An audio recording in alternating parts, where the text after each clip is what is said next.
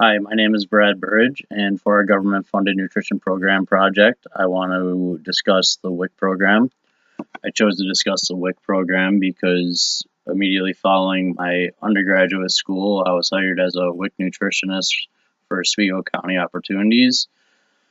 That's a county in New York State, and I felt as if having worked there, I could hopefully give you guys some insight from the inside of how things work, and I felt this way I could just give you the best information possible having that firsthand experience.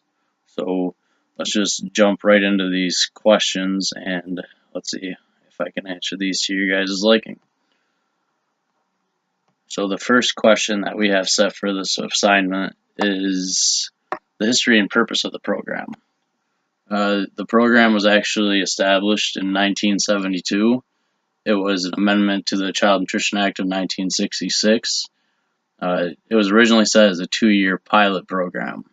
So what I mean by a pilot program is it wasn't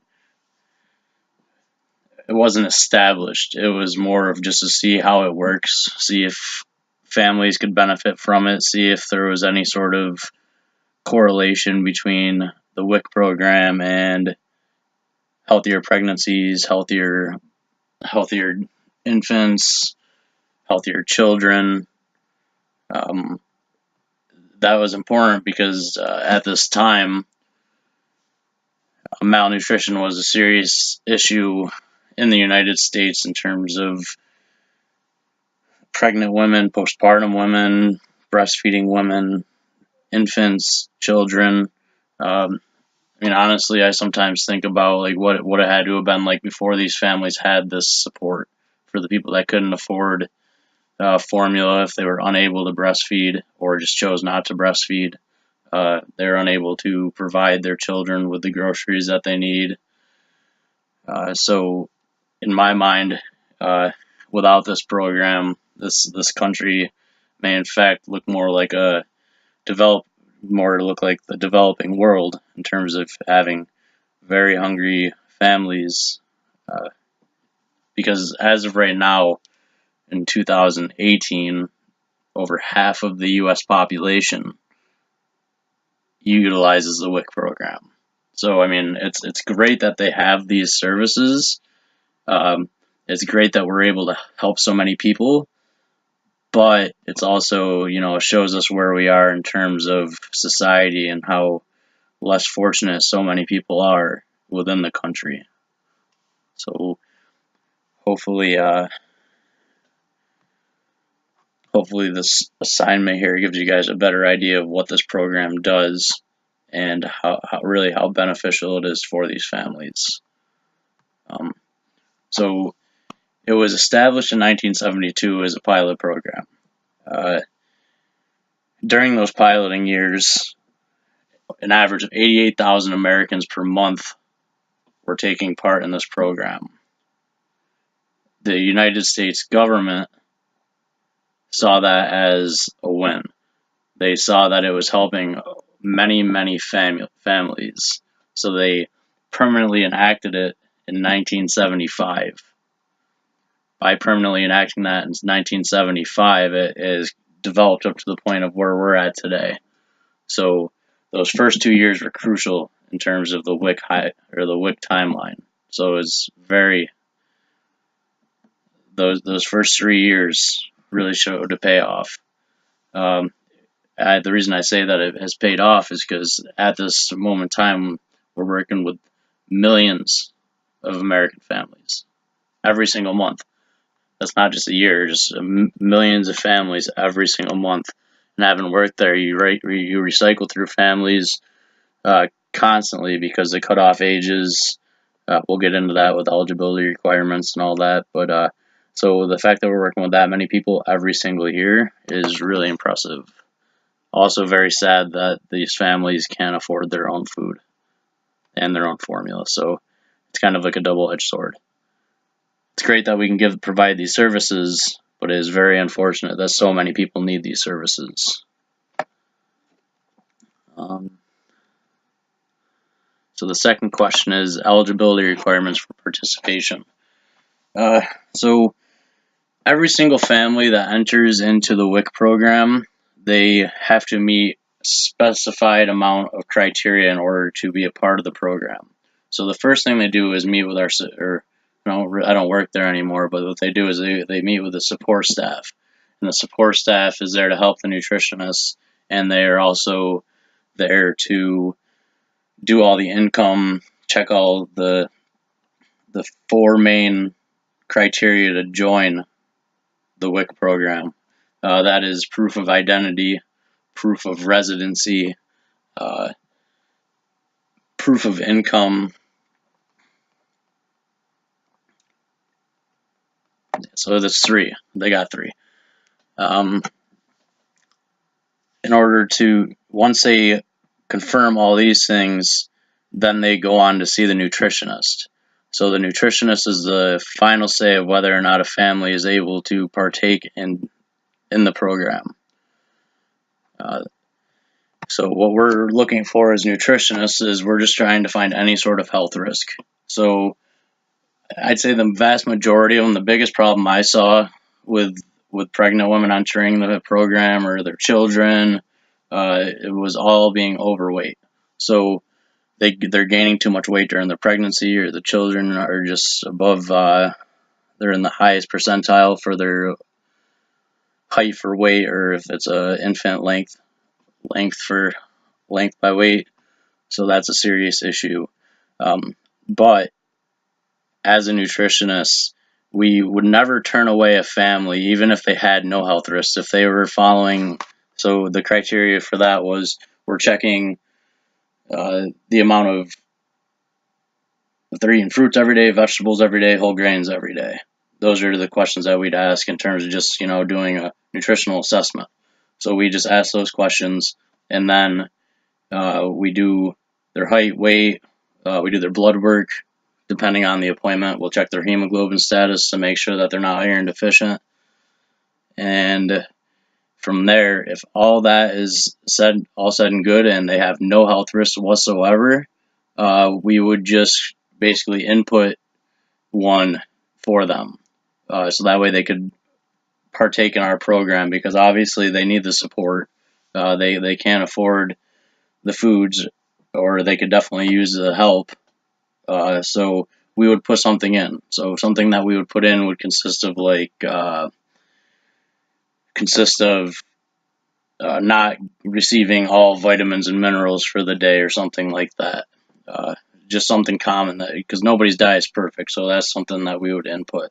So once all that was checked and they met with the nutritionist and their income was okay, they're within the income guidelines, they were within their proof of identity, proof of residency. Residency is basically you have to live in any state, whatever state that you're applying for WIC in, you have to live in that state.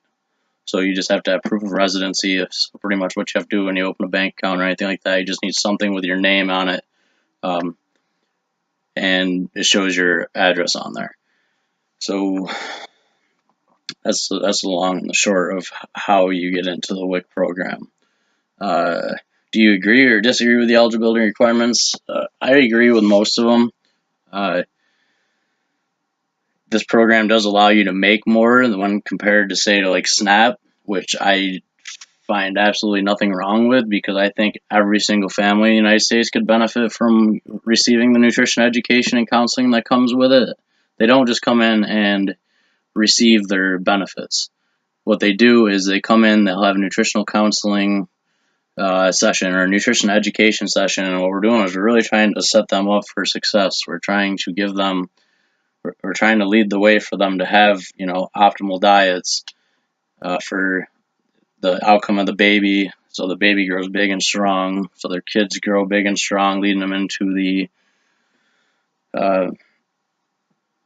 school lunch program, so where they can leave the WIC program and then still be provided with nutritious meals through the school lunch program. That's a federal program. So we're trying to set them up that way. So I don't think that's an issue at all. I think every family should have access to it. I don't think it's fair that just because you're less fortunate, you get to reap those benefits. Obviously the money helps, but I think everybody could use everybody could use some nutrition education and nutritional counseling to help eliminate preventable diseases, which is our overall goal. So, something I do not agree with is that you do not need to be a United States citizen to receive these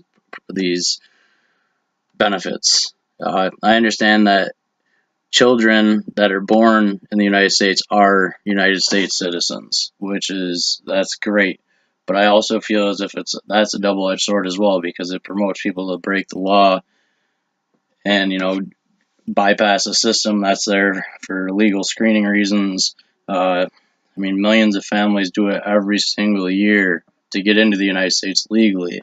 And I just feel like it's kind of like a stab in their back for someone who went through the process, was properly vetted, and are able to enter the country as United States citizens, pass the exams to understand the United States history and why we're such a great country. So it is unfortunate, but at the same point, you can't let children suffer. So I can live with that one. So the amount of funding available for this program. Currently, we are servicing 7.3 million participants per month. So that's millions of families every single month.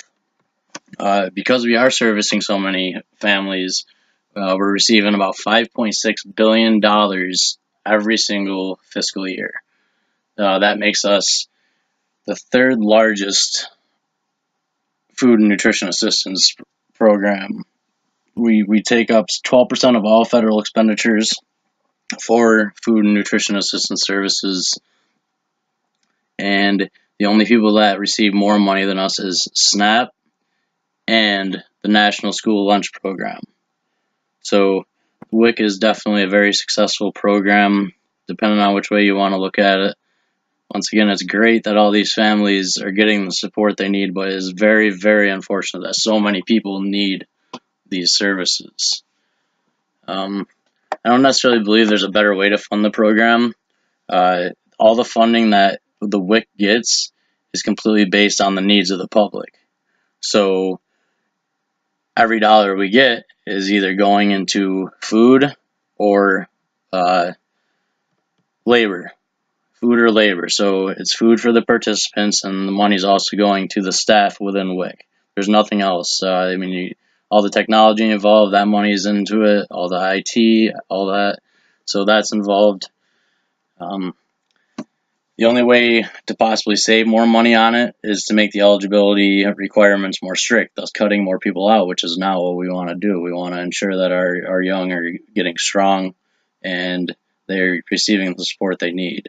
The only way we can get more money is if more people come into the program, which means even more or less fortunate people. And what I think more money should be used for is hiring more WIC staff and also paying more to the WIC staff so that we have more qualified people. Because as of right now, you need to have taken one.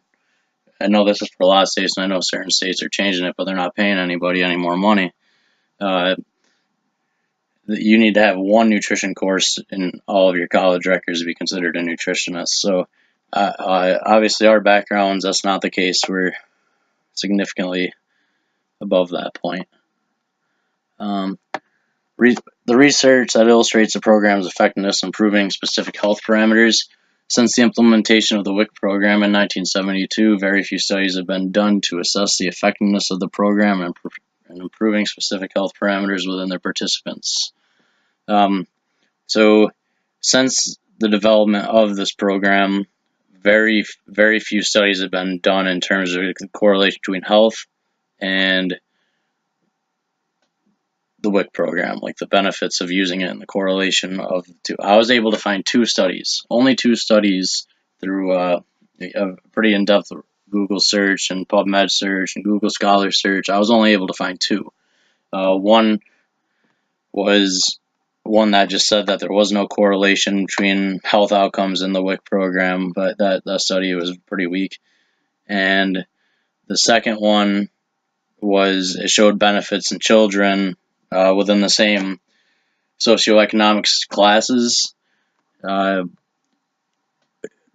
the same socioeconomic classes, the children that were a part of the WIC program had less instances of iron deficiency through the hemoglobin tests that we do compared to other children that are in that same bracket that does not utilize the services. So I mean that's a beneficial one for sure. So yeah, the majority of the other studies I found on it were